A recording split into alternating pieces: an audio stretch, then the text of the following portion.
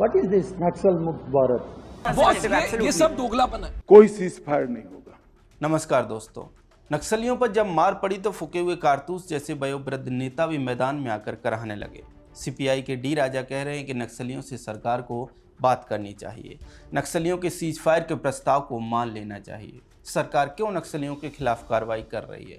विडंबना यह है कि नक्सलियों का समर्थन करने के लिए, उन्हें बचाने के लिए वे संविधान की दुहाई देते हैं। अब आप समझिए, मतलब नक्सली जो कि बंदूक के दम पर देश की सरकार को उखाड़ फेंकना चाहते हैं, जो कि संविधान में आग लगाकर बंदूक की ताकत पर संसद पर कम्युनिस्टों का झंडा फहराना चाहते हैं, जो कि बंदूक की नली से क्रांति करने में विश्वास रखते हैं, सत्ता पर कब्जा करने के लिए ही जिन्होंने हिंसा का रास्ता अपनाया है, जिनके लिए देश का संविधान और लोकतंत्र उनके सबसे बड़े दुश्मन हैं, जो भारत राज्य की अवधारणा में विश्वास नहीं करते, जिनका बस चले तो कल हिंसा के रास्ते राष्ट्रपति भवन पर कब्जा कर लें, उन नक्सलियों को बचाने की दुहाई डी राजा संविधान के हवाले से दे रहे हैं। यही नहीं, अभी और सुनिए। सवाल सीधा है कि डी राजा को नक्सलियों के प्रति हमदर्दी क्यों है? नक्सलियों को बचाने के लिए वे हलकान क्यों हो रहे हैं? उनकी पार्टी सीपीआई तो भारत के संविधान में यकीन रखने की बात करती है और इसलिए मुख्यधारा की राजनीति करती है।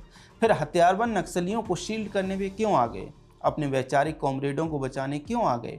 देश का संविधान कहता है कि देश के खिलाफ काम करने वाले सभी तरह के आतंकी और नक्सलियों को कानून के मुताबिक सजा देनी चाहिए और वही सजा उन्हें दी जा रही है। फिर डी राजा आंसू क्यों बहा रहे हैं? वैसे सवाल तो राहुल गांधी से भी है। सीपीआई तो इंडी गठबंधन में है और इंडी गठबंधन के नेता सीधे तौर पर राहुल गांधी हैं। तो क्या राहुल गांधी भी नक्सलियों को बचाने के लिए खड़े हैं? क्या कांग्रेस पार्टी भी नक्सलियों के खिलाफ जो कार्रवाई हो रही है उसके विरोध में है? अगर नहीं तो कांग्रेस को देश के सामने स्पष्टता देनी चाहिए, क्योंकि जिस तरह की बयानबाजी सीपीआई नेता, इंडी गठबंधन के दल और रेवंत रेड्डी जैसे कांग्रेसी मुख्यमंत्री कर रहे हैं, उससे तो यही समझ आता है कि कांग्रेस भी नक्सलियों को बचाने के लिए खड़ी है, नक्सलियों को बचाने के अभियान में पीछे से समर्थन दे रही है। ऐसा इसलिए भी है क्योंकि हाल ही में हुए उपराष्ट्रपति चुनाव में इंडी गठबंधन ने जिन पूर्व न्यायाधीश बी सुदर्शन रेड्डी को अपना उम्मीदवार बनाया था, वे भी नक्सल समर्थक माने जाते हैं। सलवा जुडूम को बंद करने का फैसला उन्होंने ही दिया था। इसलिए अटकलें लगाई जा रही हैं कि नक्सलियों को बचाने के लिए कांग्रेस भी पर्दे के पीछे से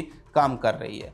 वैसे नक्सलियों का डर हमें समझ में आता है, क्योंकि शायद पहली बार देश की सरकार एलानिया तौर पर नक्सलवाद को खत्म करने के लिए जी जान से जमीन पर ऑपरेशन करने में जुटी है, क्योंकि पहली बार देश के गृह मंत्री ने ऐलान किया है कि 31 मार्च 2026 तक देश को नक्सल मुक्त कर देंगे, क्योंकि पहली बार नक्सलियों के बड़े बड़े कमांडर ढेर किए जा रहे हैं, क्योंकि पहली बार नक्सलियों ने सीज फायर का प्रस्ताव दिया है और पहली बार गृह मंत्री ने उस प्रस्ताव को ठुकरा भी दिया है। सरकार का कहना है कि नक्सलियों के साथ सीज फायर नहीं होगा। अभी एक भ्रांति फैलाने के लिए पत्र लिख कर दिया गया कि अब तक जो हुआ वो गलती हो गई है, अब सीज फायर कर दिया जाए और हम सरेंडर करना चाहते हैं।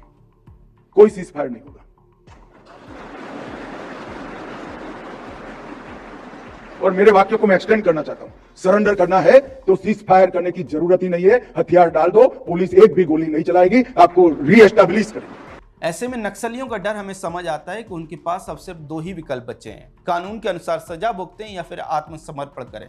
इसलिए उनकी हालत खराब है, उनकी रूह कांप रही है।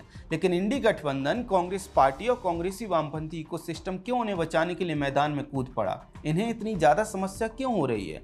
इनका नक्सलियों से ऐसा क्या संबंध है जो चोट वहां लग रही है और दर्द यहाँ हो रहा है? आप लोग रोना बंद कीजिए, मेरे तक आवाज आ रही है। कुछ दिन पहले इकोसिस्टम ने राष्ट्रपति को एक चिट्ठी लिखकर भी नक्सलियों के खिलाफ चलाए जा रहे अभियान को रोकने की अपील की थी। कहने का मतलब ये है कि पूरा का पूरा इकोसिस्टम आंसू बहा रहा है, उन्हें बचाने के लिए माहौल बना रहा है। नक्सलियों के ऊपर हो रही कार्रवाई को लेकर सभी के पेट में दर्द हो रहा है। न सिर्फ सीपीआई और अर्बन नक्सल्स, बल्कि कांग्रेस भी इस दर्द को छिपा नहीं पा रही। विडंबना यह है कि इन्हीं नक्सलियों ने कई कांग्रेसी नेताओं को भी मौत के घाट उतारा है। इन्हीं नक्सलियों ने कई कांग्रेसी कार्यकर्ताओं को मारा है। इसके बाद भी आज कांग्रेस उन्हीं नक्सलियों के समर्थन में खड़ी है। इसी से अंदाजा लगा लीजिए कि पार्टी को वास्तव में चलाता कौन है। दोस्तों, डी राजा ये भी कहते हैं कि अभी नक्सल मुक्त भारत की बात की जा रही है, कल को कम्युनिस्ट मुक्त भारत की बात होगी। कोई उनसे पूछे कि कम्युनिस्ट बचे कहाँ हैं जो उनसे मुक्त करने की बात की जाएगी, आप कहेंगे केरल में सर। तो बात सही है, केरल में तो बचे हैं, लेकिन मेरा मानना है कि कुछ हिस्सों में कम्युनिस्टों को बचा रहना चाहिए, जिससे कि देश के युवा उन्हें देखकर प्रेरित हो सकें कि कभी भी वामपंथियों के झांसे में नहीं आना है, देख सकें और समझ सकें कि वास्तव में वामपंथी कैसे होते हैं, बिल्कुल उसी तरह से जैसे विलुप्तप्राय जीव को संरक्षित किया जाता है। वैसे ही कम्युनिस्टों को भी संरक्षित करने की ज़रूरत है। तो डी राजा साहब, कम्युनिस्ट मुक्त भारत अभियान की ज़रूरत देश को है नहीं, क्योंकि पहले से ही देश कम्युनिस्टों से मुक्त है। बाकी बचे अर्बन नक्सल तो वे भी धीरे धीरे विलुप्त प्राय होते जाएंगे, क्योंकि देश आपको बंदूक की नली से सत्ता हासिल करने वाले नक्सलियों को डिफेंड करते हुए देख रहा है, जो कि देश को शायद कभी स्वीकार ना हो। खैर, डी राजा के बयान को लेकर आपका क्या कहना है, कमेंट सेक्शन में हमें ज़रूर बताएं। अगर आपको हमारा कंटेंट पसंद आता है तो हमारे चैनल को सब्सक्राइब भी कर लें। जय हिंद।